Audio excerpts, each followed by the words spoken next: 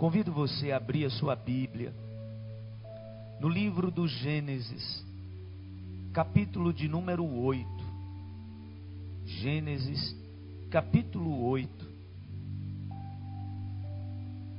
E nós vamos ler a partir do versículo 18. Gênesis, capítulo 8, versículo 18. Diz assim a palavra de Deus: Então Noé saiu da arca com sua mulher e seus filhos e as mulheres deles, e com todos os grandes animais e os pequenos que se movem rente ao chão e todas as aves. Tudo que se move sobre a terra saiu da arca, uma espécie após outra. Depois Noé construiu um altar dedicado ao Senhor, e tomando alguns animais e aves puros, ofereceu-os como holocausto, queimando-os sobre o altar. O Senhor sentiu o aroma agradável e disse a si mesmo: Nunca mais amaldiçoarei a terra por causa do homem, pois o seu coração é inteiramente inclinado para o mal desde a infância. E nunca mais destruirei todos os seres vivos como fiz desta vez, enquanto durar a terra, plantio e colheita, frio e calor, verão e inverno, dia e noite, jamais cessarão. Você pode dizer amém? Graças a Deus. Este é o momento, irmãos, em que Noé está saindo da arca. Noé está com a sua família saindo daquele barco que Deus mandou ele fazer, meio que para as outras pessoas, num momento de loucura. Porque imagine, irmãos, o que é você fazer uma arca dizendo para todo mundo que você estava fazendo aquilo porque iria chover? Só que entenda, o povo não sabia o que era chuva. Até aquele momento, a humanidade nunca tinha presenciado uma precipitação. A palavra deixa claro que o que regava a terra era um vapor que subia do solo. Não existia chuva. Ainda não tinha acontecido precipitação de água sobre a terra. E vem aquele louco chamado Noé, dizendo para todo mundo que o povo precisava, junto com ele, construir uma arca. Por quê? Porque ia chover. E essa chuva seria tão torrencial que iria inundar tudo e as pessoas iriam morrer. A Bíblia diz que esta pregação e esta construção demorou 120 anos. 120 anos Noé passou construindo a arca. E antes que você diga, peraí pastor, 120 anos? Pois é. Nessa época, gente, as pessoas ainda viviam muito. Eu gosto de dizer que o ser humano ainda estava no seu gen, se desacostumando com a eternidade. É por isso que a gente tem relatos de gente que viveu 700 anos. Matusalém, o homem mais longevo que a Bíblia registra, 969 anos. Por quê? Porque o ser humano, ele não foi criado por Deus para morrer. Ele foi criado por Deus na sua estrutura física, psicológica, corpórea, para viver para sempre. Quando o homem experimenta o pecado, aí sim, o corpo dele agora começa a experimentar as consequências da morte.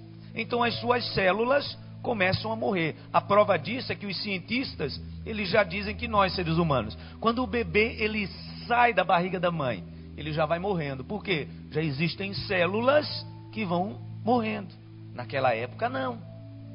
Então essa primeira geração, depois de Adão, era uma geração que o seu corpo ainda estava vivenciando a eternidade. Então a palavra diz que Noé passou 120 anos só fazendo a arca. veio o dilúvio, você conhece a história. A palavra diz que precipitou chuva sobre a terra durante 40 dias e 40 noites. E aquela região que era habitada por pessoas foi inundada e todos morreram. Só quem estava dentro da arca? Noé, sua esposa, seus filhos e as esposas deles. A Bíblia diz que as águas baixaram.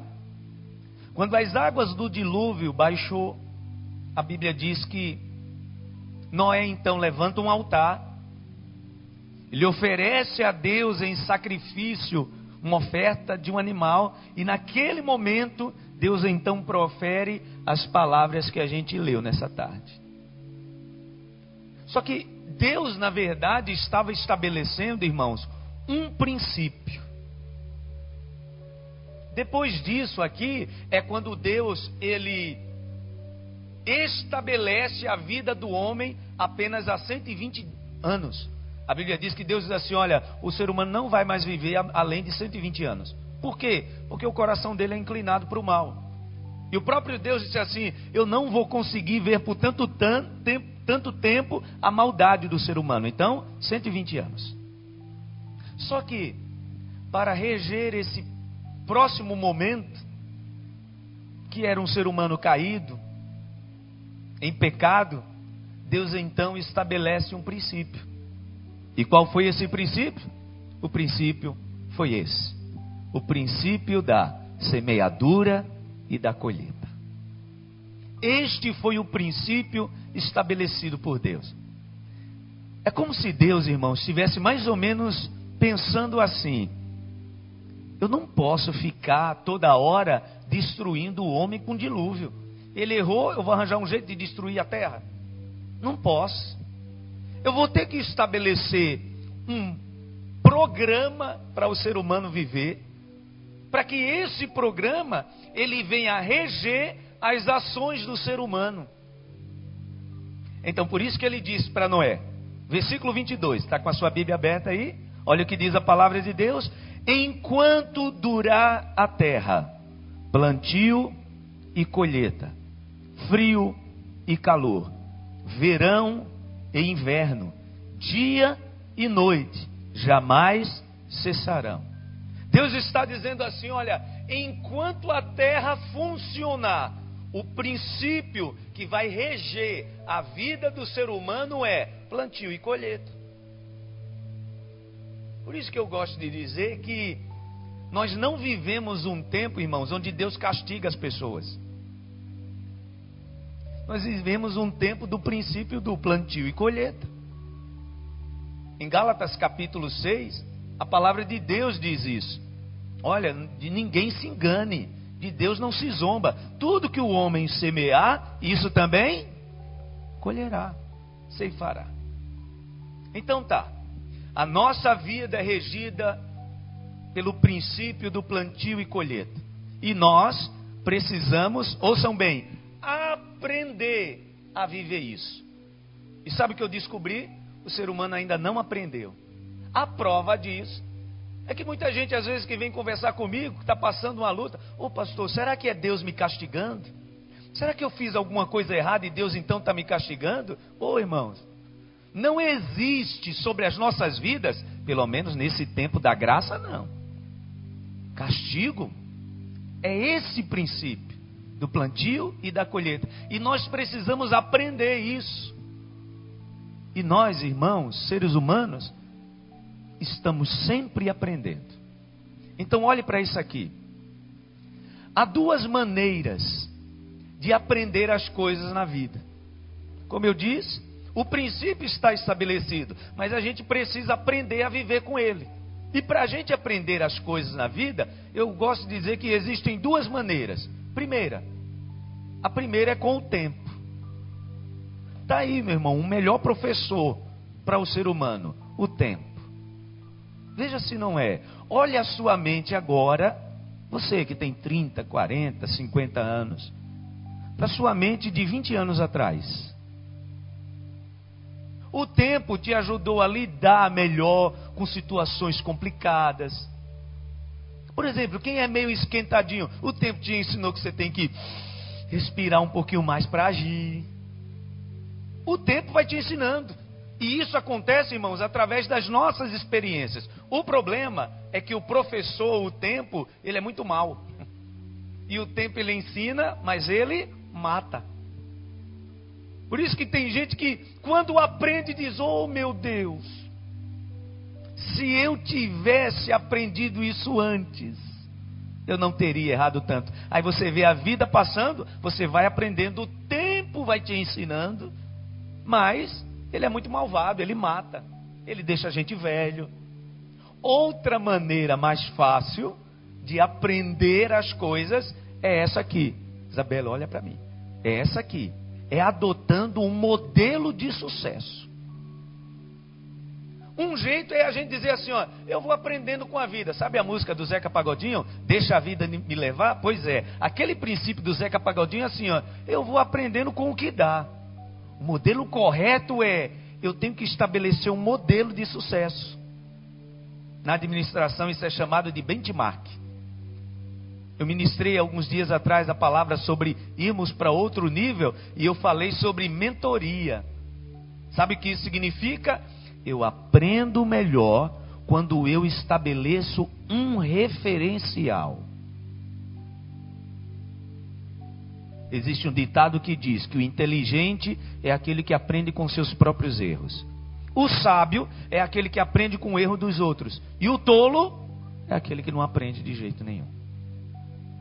O que esse provérbio está querendo dizer? Que a gente não precisa sentir na pele para aprender. Eu olho e vejo na vida do Ailton, olha rapaz, bem que o Ailton me disse, isso aí eu vou evitar. Por quê? Porque eu estou estabelecendo um referencial de aprendizado. Essa é a forma menos dolorosa, irmãos, de aprender. Uma forma muito dolorosa de aprender é com o tempo. O tempo vai passando e a gente vai aprendendo com ele. Se você quer entender o princípio do plantio e da colheita, você precisa estabelecer um modelo para a sua vida. Como é que você quer crescer? Como é que você quer aprender? Já ouviu esse termo? Aos trancos e barrancos? Ou você quer aprender olhando as situações, dizendo, olha rapaz, por esse caminho eu não vou, por aquele ali eu não vou? É quando você adota um referencial, um modelo. Olha isso aqui. O princípio fixo que comanda o funcionamento da vida é esse. Primeiro, plantio e colheita. Semeadura e colheita. Nós vivemos, irmãos, debaixo desse princípio. Não tem como correr. E entenda, viu? Quem acredita nisso ou não. Tem gente que pode dizer, pastor, não acredito nisso não.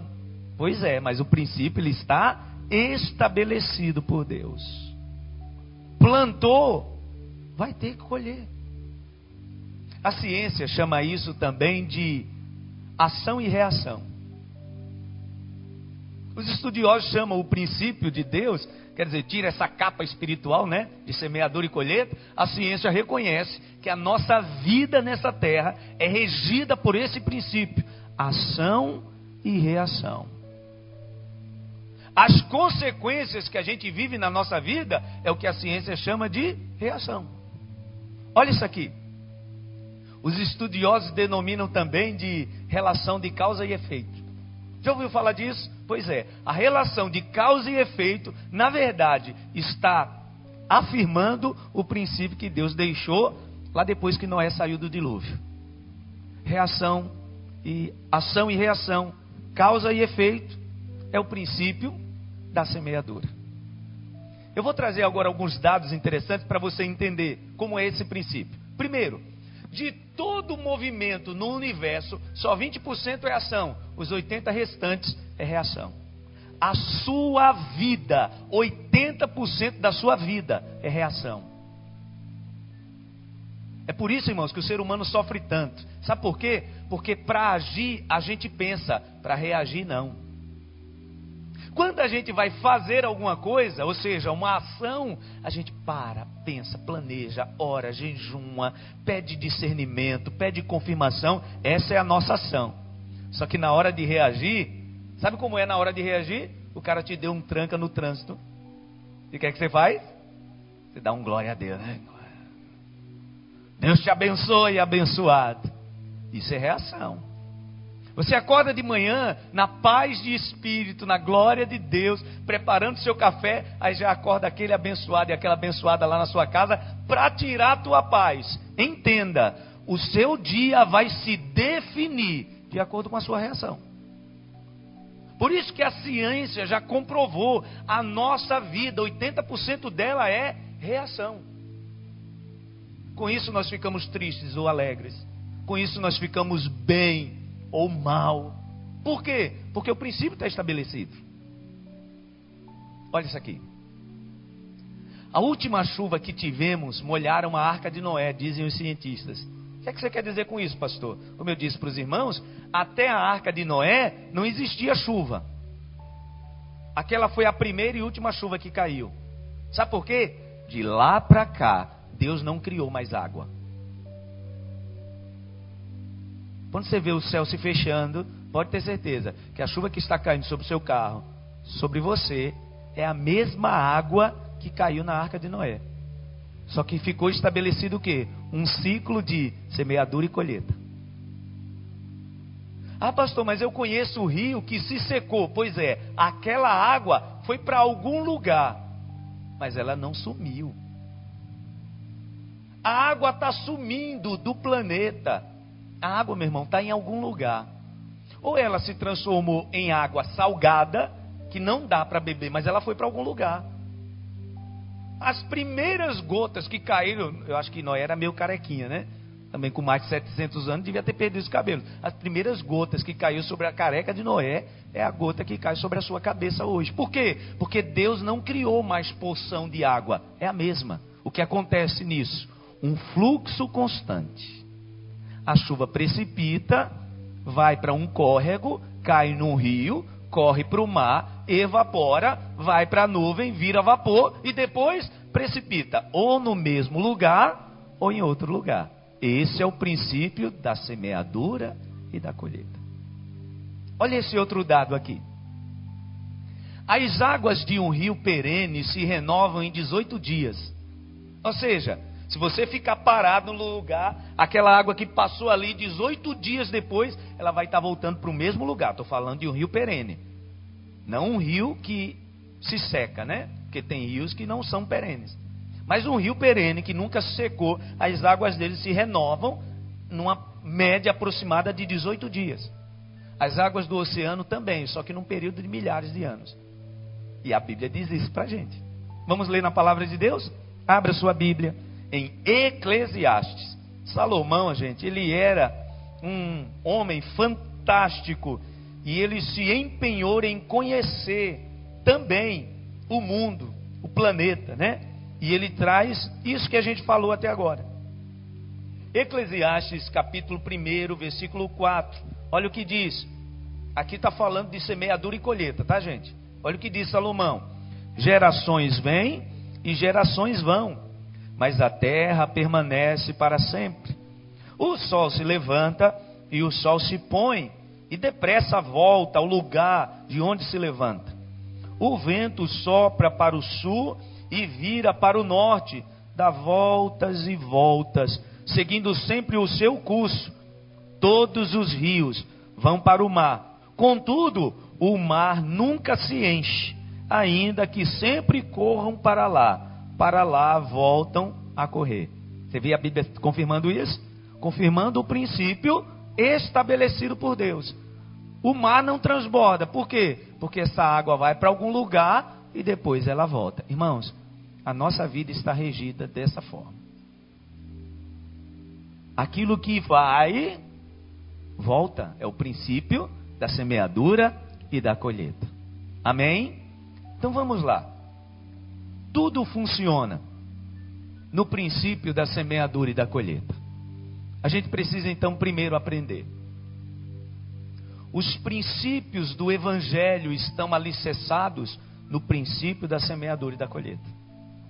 O Evangelho que nós vivemos, o tempo da graça, ele está alicerçado nesse princípio. Vamos ler a palavra de Deus? Abra sua Bíblia. No Evangelho de Lucas, Lucas, capítulo 6, versículo 37. Lucas, capítulo 6, versículo 37. Diz assim a palavra de Deus. Olha o princípio da semeadura e da colheita, gente. Versículo 37. Não julguem, e vocês não serão julgados. O que é que Jesus está dizendo? Está dizendo assim, olha, toda semente que eu planto de julgamento, ela vai frutificar sobre a minha vida como julgamento. Não julguem, e não serão julgados. Não condenem, e não serão condenados. Perdoem, ou seja, plantem a semente do perdão, e vocês serão perdoados. Deem, e lhes será dado. Uma boa medida, calcada, sacudida e transbordante será dada a vocês. Pois a medida que usarem também será usada para medir vocês. Esse é o princípio do Evangelho. O princípio do Evangelho está baseado na lei da semeadura e da colheita. Quem aqui quer condenação sobre a sua vida? Ninguém. Esse é o princípio do Evangelho. Eu não posso semear sementes de condenação. Quem aqui quer ser julgado pelo seu próximo? Quem quer ser julgado? Alguém olhar para você e está lhe julgando. Quem quer? Ninguém. Pois o princípio do Evangelho é esse. Eu semeio, então, na minha vida, as sementes que não vão trazer julgamento sobre a minha vida. Eu li uma frase essa semana, acho que a semana passada, e essa frase dizia assim. Até vi no Instagram de um pastor que eu gosto muito. E essa frase dizia assim: se você tivesse todos os dias que solver e beber suas palavras, elas te nutririam ou te envenenariam? É chocante, né, gente? Se eu tivesse que beber as minhas palavras, o que eu falo, o que eu converso, isso iria me nutrir ou iria me envenenar? A gente não para pensar sobre isso. O princípio do Evangelho de Jesus é esse. Não quer julgamento? Não plante julgamento. Não quer condenação? Não plante condenação. Quer receber? Dê. E o que eu gosto é que o princípio está estabelecido, gente, exatamente como ele é. Jesus, ele diz assim: se você der, para você virá uma medida calcada, sacudida e transbordante. Sabe por que calcada, sacudida e transbordante? Porque o princípio da semeadura, gente, é esse. Eu planto um grão, mas eu não colho só um grão. Esse é o princípio. Segundo, Deus baseou a sua missão ao homem no princípio da semeadura.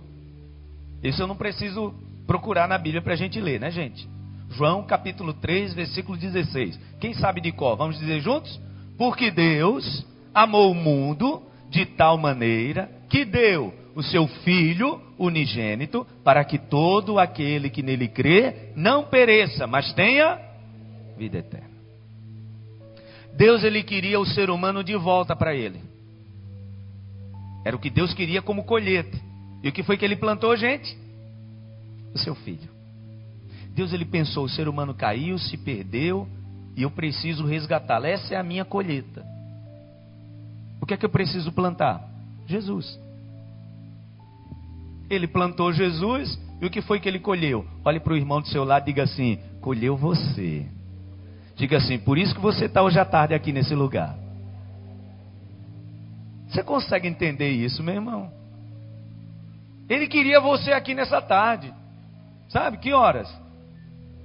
18 horas e 9 minutos. Você poderia estar em casa assistindo Faustão. Misericórdia, que programação horrível. Mas o mundo não é perfeito, né? Mas você podia estar em casa, podia estar voltando da praia, né? Tem gente que vai para a praia e tem que voltar correndo para dar horário para vir para o culto. Mas você tem um encontro com Deus domingo, 17 horas. Para que Deus tivesse isso, o seu coração voltado à sua palavra, ao louvor da sua glória, o que foi que ele plantou? Jesus. Nunca o ser humano seria resgatado se Deus não tivesse plantado Jesus. Nunca. Precisamos entender, irmãos, que tudo na nossa vida tem que ter semeadura para que haja colheita. Olha isso aqui. Deus queria o homem novamente restaurado e plantou a semente do seu único filho. Amém? Então agora eu vou entrar numa área dessa mensagem que faz a gente colocar os pés no chão para entender direitinho o princípio da semeadura e da colheita. Porque preste bem atenção, olha aqui, pastor. O princípio da semeadura e da colheita, gente, é para as bênçãos, mas também é para os problemas. Porque no princípio da semeadura e da colheita é aquilo que eu planto de bem, mas é também aquilo que eu planto, infelizmente, de mal.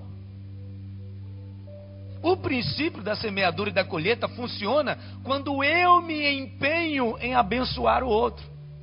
Mas o princípio também funciona quando eu, de alguma forma, erro e não abençoo o outro. Então olha isso aqui. Todas as sementes já estão conosco. A matéria-prima para a criação do milagre está em nossas mãos. Isso para o bem ou para o mal. A Bíblia, irmãos, traz uma história muito deprimente no livro de Juízes. E eu quero ler ela com vocês. Abra sua Bíblia no livro de Juízes. Agora você vai lá para o início da Bíblia, tá? Juízes é o 7º livro da Bíblia. Juízes, capítulo 1. A gente vai ler uma história muito triste, mas é o que relata o princípio da semeadura e da colheita.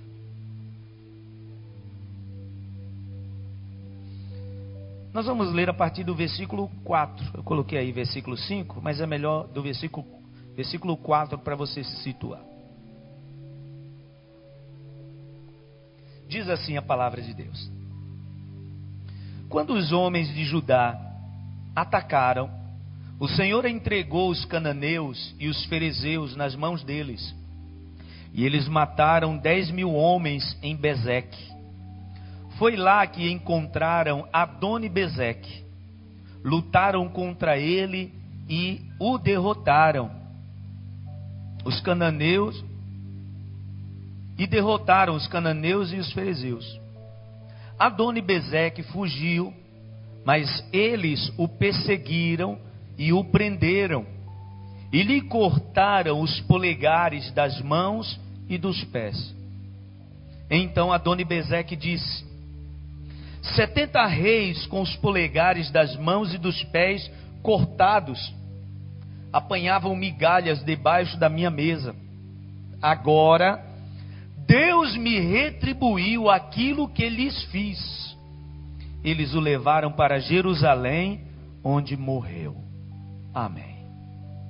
Olha que história triste, irmãos. Esse tal de Adoni, e na verdade o nome dele é Adoni-Bezeque, dizendo da terra que ele habitava, que era a terra de Bezeque.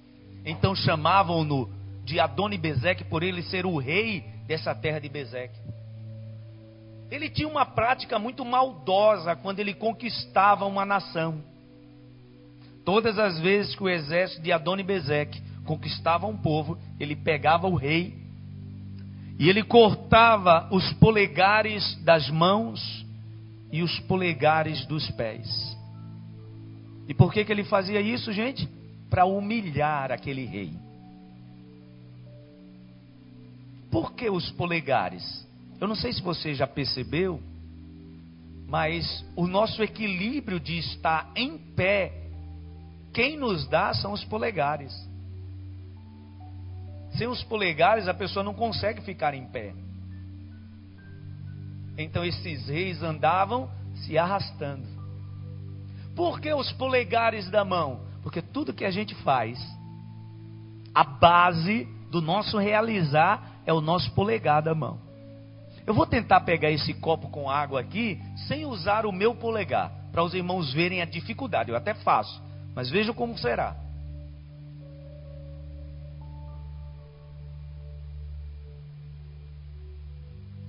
Está quase escorregando. O polegar me dá a sustentação para eu realizar. E Adoni-Bezeque, ele sabia disso. Então, quando ele conquistava um povo, ele pegava o seu rei, cortava os polegares das mãos e dos pés, e deixava esse rei mendigando debaixo da sua mesa. Ele mesmo diz isso. Ele diz assim: 70 reis eu conquistei, e todos que eu conquistei, eu cortei os polegares das mãos e dos pés e deixei eles lá humilhados. Então ele profere algo muito deprimente e triste. E ele diz: o Senhor me retribuiu tudo o que eu fiz.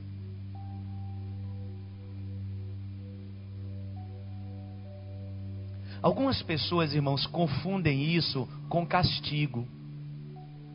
Deus está me castigando. No tempo da graça não tem castigo. No tempo da graça nós vivemos este princípio. O princípio que Adoni-Bezeque, ele está dizendo: olha, eu não cortei a mão de 70 reis e os pés, os polegares, pois agora Deus fez comigo o que eu fiz. E não é castigo não, gente, é um princípio. A palavra diz que ele foi levado para Jerusalém e lá ele morreu. A Bíblia não diz que ele foi executado. Possivelmente, gente, ele deve ter vivido as mesmas mazelas dos 70 reis que ele tinha causado isso, até morrer. O princípio da semeadura e da colheita. Eu quero ir para a parte final dessa minha mensagem. Por quê, gente? Por que eu escolhi essa mensagem para hoje? Nós estamos no início do ano. Eu preguei há 2 semanas atrás sobre irmos para outro nível. Eu preguei a semana passada sobre a gente se encontrar, porque às vezes a gente está meio perdido. Eu falei sobre o que caracteriza alguém que está perdido. E eu preciso dizer que aquilo que você quer colher em dezembro desse ano, isso deve estar sendo semeado. Aliás, aquilo que você vai colher esse ano é aquilo que você semeou nos últimos anos. Está querendo mesmo passar naquele concurso? O que é que você está semeando? Está querendo mesmo a sua família mais junta, mais próxima, esse casamento melhor? O que é que você está semeando? Porque esse é o princípio. Oh, irmãos, como o Evangelho de Cristo, ele é claro para a gente. E a gente vai aprender nesta tarde, através dessa mensagem, que às vezes a gente está usando as sementes erradas. Então vamos lá. 2 princípios na hora de semear e colher. Eu já sei que a minha vida é regida pelo princípio de semeadura e colheita. Eu preciso aprender. Eu trocaria aí, não colocaria 2 princípios. Eu colocaria aí 2 regras. Vou até mudar para a próxima mensagem. 2 regras na hora de plantar e colher. Primeiro, tem relação com a espécie. Eu preciso entender, irmãos, que o princípio estabelecido de semeadura e colheita, ele está na regra da espécie. Eu só colho aquilo que eu planto. Abra sua Bíblia, Gênesis, capítulo 1, versículo 11. Olhe como Deus deixou organizadas as coisas. Gênesis capítulo 1, versículo 11, diz assim a palavra de Deus: então disse Deus: cubram-se a terra de vegetação, plantas que deem sementes e árvores cujos frutos produzam sementes de acordo com as suas espécies. E assim foi. A terra fez brotar a vegetação, plantas que dão sementes de acordo com as suas espécies, e árvores cujos frutos produzem sementes de acordo com as suas espécies. E Deus viu que ficou bom. Passaram-se a tarde e a manhã. Esse foi o 3º dia. Plantio e colheita tem a ver com a espécie. Diga assim comigo: espécie. Diga assim comigo: espécie. Diga novamente, espécie.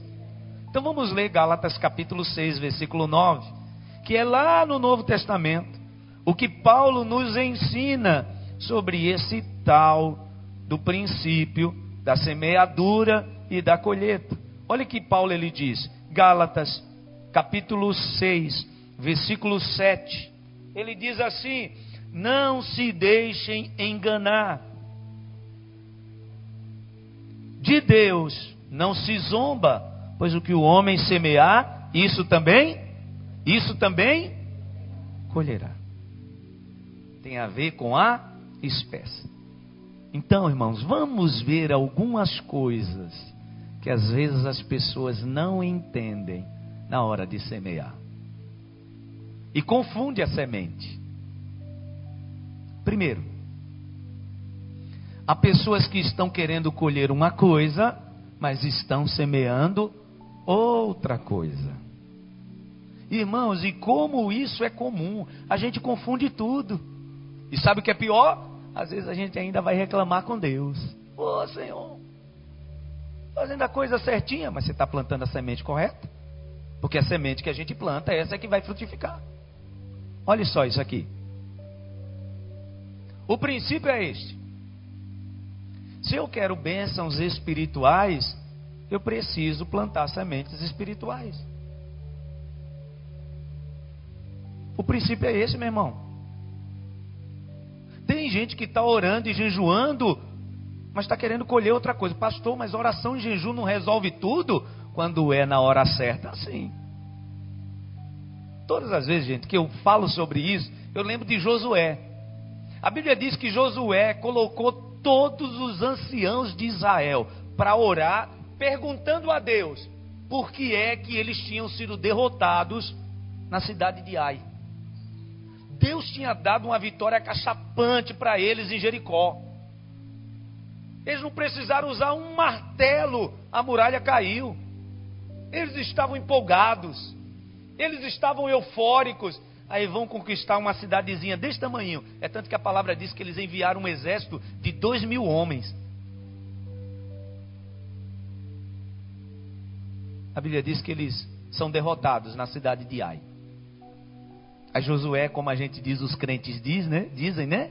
Josué foi para o joelho. Quando o crente está querendo vitória, o crente vai para onde, gente? Para o joelho. Aí foi orar. A Bíblia diz que eles passaram de manhã até de tarde, prostrados, perguntando para Deus: meu Deus, por que as coisas não deram certo na cidade de Ai? A Bíblia diz que morreram naquele dia 36 soldados. E o povo desanimou completamente. E está lá, Josué e os anciãos, orando: meu Deus, o que deu de errado? Onde foi que a gente errou? O que é que Deus disse para Josué? Levante-se.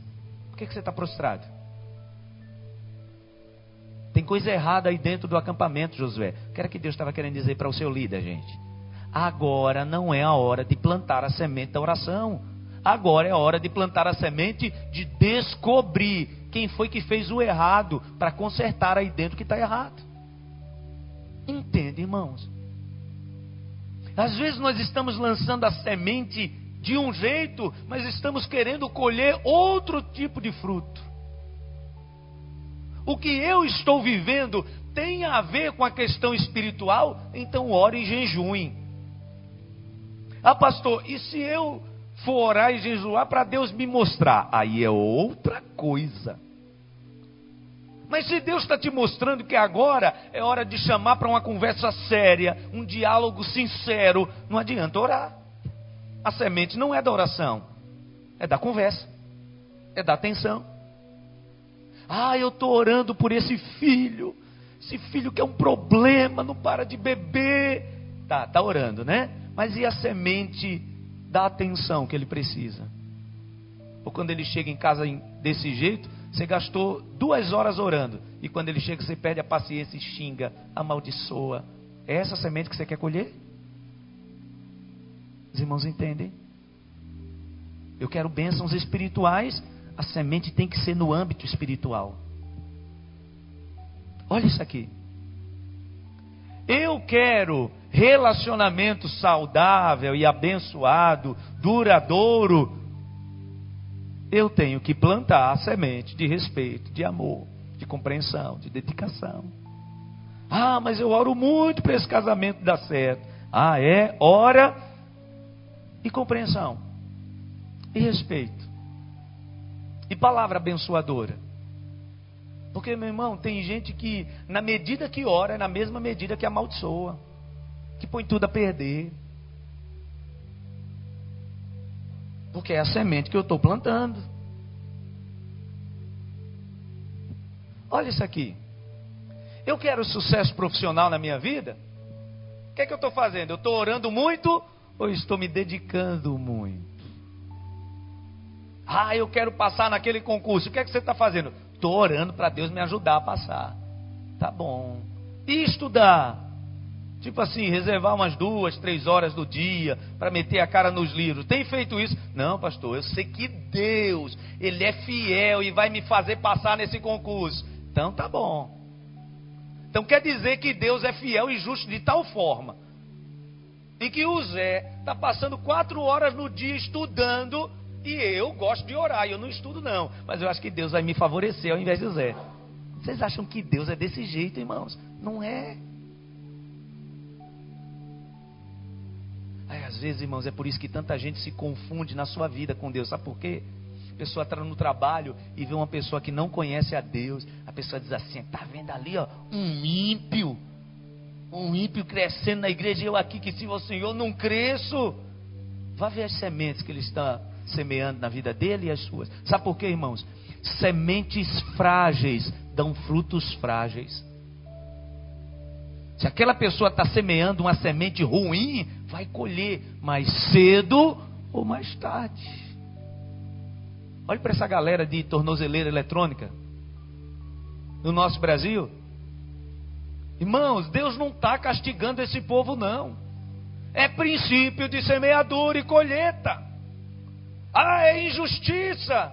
Princípio de semeadura e colheita. Sabe por quê, gente? Porque Deus não é injusto.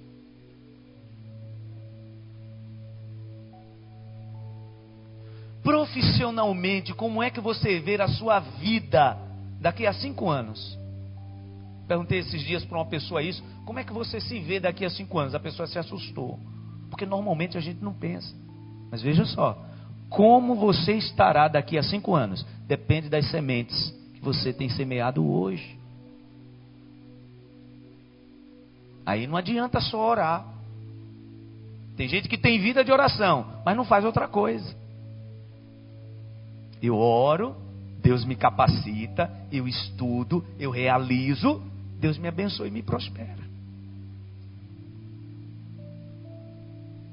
Eu tinha 19 anos. E a empresa precisava mandar alguém para fazer um curso.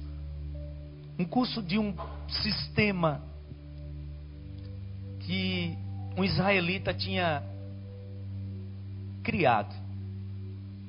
E eles precisavam escolher alguém para que fosse fazer esse curso, quando voltasse, treinasse outras pessoas. E precisava, para fazer esse curso, precisava que fosse um mecânico. E eu era mecânico. Mas como eu, como mecânico na empresa, tinha uns 100. Não tinha entrado naquela empresa apadrinhado. Não tinha nenhum chefe ali que era colega ou parente. Eu tinha terminado meu curso do Senai e tinha ido trabalhar.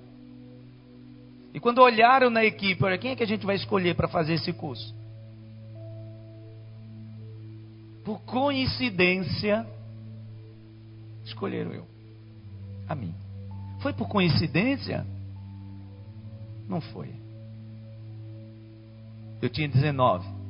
Com 14 anos, eu saía do centro da cidade para o 18 do Forte a pé, porque de manhã eu fazia Senai e à tarde eu estudava.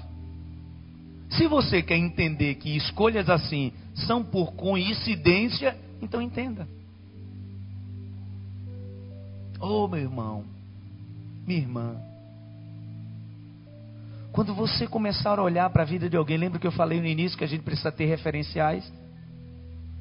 Se você começar a olhar para a vida de alguém, você vê a vida frutificando.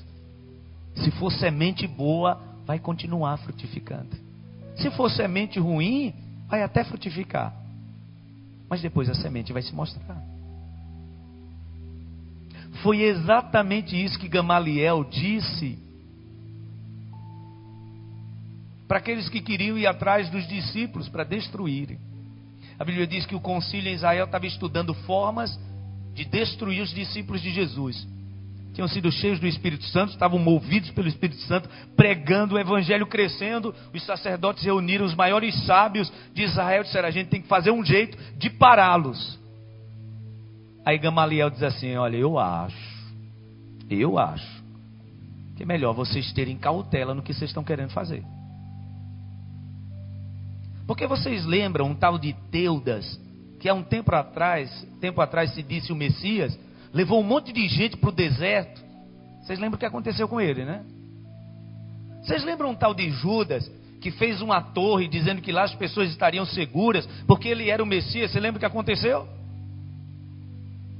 Se o que esses homens estão pregando for obra de homens, vai se desfazer. Agora, se for de Deus, não adianta vocês interferirem. Por quê? Porque vocês estarão se encontrando na condição de estarem lutando contra Deus. Entenda, meu irmão, lá no teu trabalho, se você está esperando algo de Deus lá há tanto tempo, e você tem visto até gente passar na sua frente, aquilo que você tem plantado, Deus vai te fazer colher. Você pode dizer amém? Porque esse é o princípio. Olha isso aqui. Se eu quero bênçãos financeiras na minha vida, eu preciso também semear semente financeira. Não tem outro princípio, gente. Eu quero melhorar a minha vida financeira, e eu sou um servo fiel, pastor, me batizei, me dedico na obra de Deus. Você é dizimista ou ofertante? Se não, você está plantando a semente errada. Eu entendo, sabe, irmãos, que até a semente que a gente planta na nossa profissão, sabe? Que a gente planta no nosso crescimento como empreendedor, como profissional, traz até bênçãos financeiras, mas bênçãos sustentadas só quando nós somos fiéis. Sabe por quê? Tem muita gente até que ganha bem, mas coloca no saco furado. Conhece gente assim? Gente que se olha e diz assim: meu Deus, como é que essa pessoa está nesse nível profissional e não consegue viver bem? Está colocando num saco furado, como diz Ageu capítulo 2. Bênção na vida financeira, meu irmão, só tem um jeito: se eu semeio no reino de Deus. Isso não é conversa de pastor não, viu, gente? Não é conversa de igreja não, está na Bíblia. Malaquias capítulo 3. Tragam todos os dízimos à casa do tesouro, e depois disso façam prova de mim, diz o Senhor, se eu não vou abrir as janelas dos céus e derramar sobre vocês uma bênção, e dessa bênção eu vou trazer abastança. Semeadura e colheita. Olha isso aqui. Se eu quero plantar bênção, ou se eu quero colher bênção, eu vou ter que plantar bênção.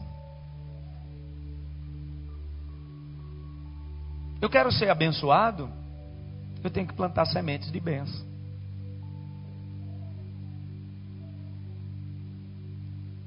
Quantos anos você tem?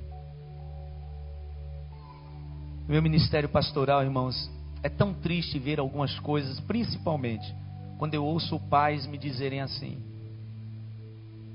pastor, tudo que eu estou vivendo com meu filho, com a minha filha,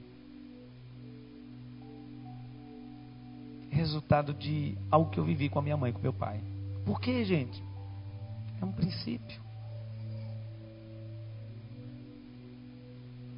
Filhos obedientes. É o que você quer colher? Qual é a semente que você está plantando para ter filhos obedientes? Filhos saudáveis emocionalmente e espiritualmente.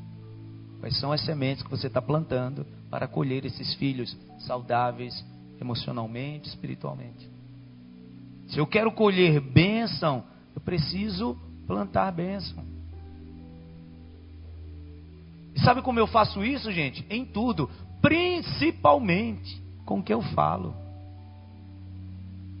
Quando Tiago vai falar sobre as palavras, ele diz assim: porque ninguém pode plantar azeitona e querer colher figo. Ele está falando de quê? Do plantio, de semeadura e da colheita. Quer colher bênção na sua vida? Olha aqui, pastor, o que é que você está semeando nas suas palavras? Bênção ou problema? O que sai da tua boca? As conversas, o que você fala, é bênção ou problema? Se eu quero colher milagres, eu vou ter que plantar milagres. Se eu quero colher no reino de Deus, eu vou ter que plantar no reino de Deus. Busquem, pois, em primeiro lugar o reino de Deus e a sua justiça, e todas as demais coisas vos serão acrescentadas. Então, para a gente encerrar, a primeira regra do princípio de semeadura e colheita é a espécie. A segunda regra é a quantidade. A primeira regra, a espécie. A segunda regra, a quantidade. O que você quer colher dos seus filhos daqui a 10, 15 anos? O que você quer colher? Isso depende da espécie e da quantidade. O que você quer colher no seu casamento daqui a 15, 20 anos? Isso depende da espécie e depende da quantidade. Ah, eu quero um milagre na minha vida. Deus faz milagre de restauração. Deus faz milagres para libertar. Só que Ele já colocou nas nossas mãos a semente. E isso depende da quantidade. 2 Coríntios capítulo 9, versículo 6. Aquele que semeia muito, colherá fartamente. Aquele que semeia pouco, colherá pouco. Essa é a regra para tudo. Ah, eu quero na minha vida muito amor, muita dedicação. Eu quero na minha vida muita atenção. Ah, é? É na mesma proporção. Esse é o princípio. Eu termino, irmãos, essa minha mensagem convidando todos para pensar o que você tem semeado. Sabe por quê? Olha aqui para mim. Pastor, olha, eu estou vivendo uma coisa na minha vida que eu já fiz uma varredura, eu já vi, já estudei, e eu percebo que o que eu estou vivendo não é resultado do que eu plantei. Não é. Não é, então tranquilize seu coração. Essa sua provação é Deus querendo te colocar em outro nível. Não foi o que você plantou, não foi desobediência, não foi palavras malditas que vieram em algum momento, não foi. Tudo que você fez foi de acordo com a palavra de Deus. Não se preocupe, Deus vai colocar você em outro nível. Foi assim com Jó, irmãos. Jó não perdeu 7 filhos porque ele tinha plantado maldição na vida dele. Jó não perdeu toda a sua riqueza porque ele tinha plantado problema. Não, era Deus o experimentando para o colocar em outro nível. Quando Deus fez ele passar por aquilo, Deus então restabeleceu tudo em dobro. É assim na vida de quem Deus está provando. Mas se você entende que o que você está vivendo é resultado de plantio, você precisa contar com a misericórdia de Deus. Porque este princípio, ele não falha. Ele não falha. Tudo que o homem semear, isso também colherá.